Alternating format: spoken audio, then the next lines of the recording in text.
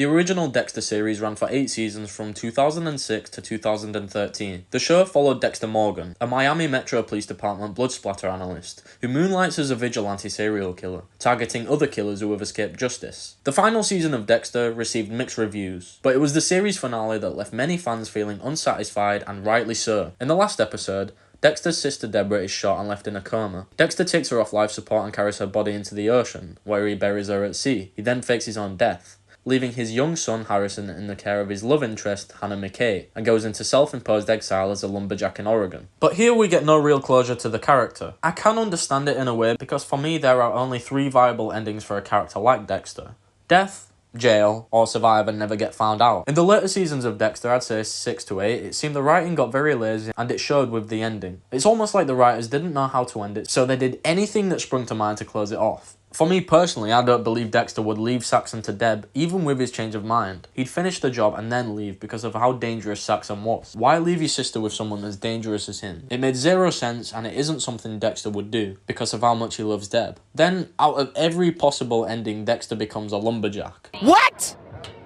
It was all just so random. The ending was criticised for several reasons. Lack of closure. Many viewers felt the finale did not provide proper closure for the characters. Dexter's decision to abandon his son and live in isolation seemed out of character for him, and left fans questioning what would happen to him next. Some viewers found Dexter's sudden transformation into a lumberjack and his ability to evade law enforcement unrealistic and unsatisfying. After years of meticulous planning and careful cover-ups, Dexter's decision to abandon his life and go into hiding seemed rushed and implausible. The death of Deb, one of the show's central characters, was seen by some as anticlimactic and not given the emotional weight it deserved. Now, onto the revival series, which happened 8 years after the original show. Dexter New Blood is a limited series revival that aired in 2021, set 10 years after the original series. The revival aimed to give closure to the character of Dexter Morgan and address some of the criticisms of the original finale, with the actor portraying Dexter stating in an interview that he believed the fans deserved justice and he himself wasn't happy with the ending to the original show.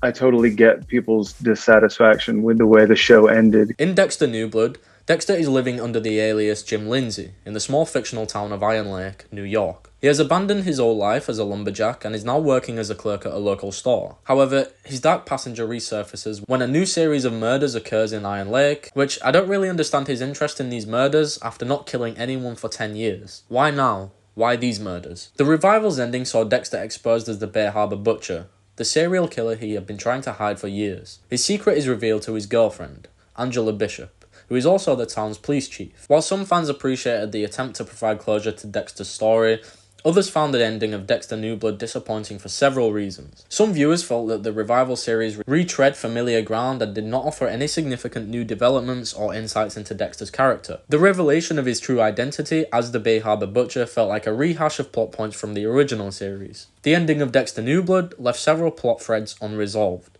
such as the fate of Dexter's son Harrison and the aftermath of Dexter's actions on the town of Iron Lake. Despite promises of a fresh take on the character and a satisfying conclusion to his story, many viewers felt that Dexter New Blood failed to deliver on these expectations. I think it is really lame to bring a character back after all this time just to kill him off. It would have been like them doing that to Rick Grimes in The Ones Who Live. It would have been so nice to see the development of Dexter and Harrison's relationship, and then maybe even be on the run for a few seasons, with Harrison also having Dexter's dark passenger. Harrison all of a sudden deciding to kill his own father felt really rushed, and it didn't feel the right way for Dexter to die. Of course, he got what was coming to him after all this time, but it would have been nice to see the revival show carry on for a while. Overall, both the original series finale of Dexter and the ending of Dexter New Blood left some fans feeling disappointed due to unresolved plot threads, lack of closure for characters, and choices that felt out of character or rushed. While the revival attempted to address some of the criticisms of the original ending, it ultimately failed to satisfy all viewers and left many feeling let down by the conclusion of Dexter Morgan's story. And it's not like they can revive it for a third time because he's dead. If you enjoyed this video, be sure to subscribe. We're almost at 1,000 subscribers. Also leave a comment below on your thoughts on Dexter as a whole and your opinions on the endings of the original and the revival show.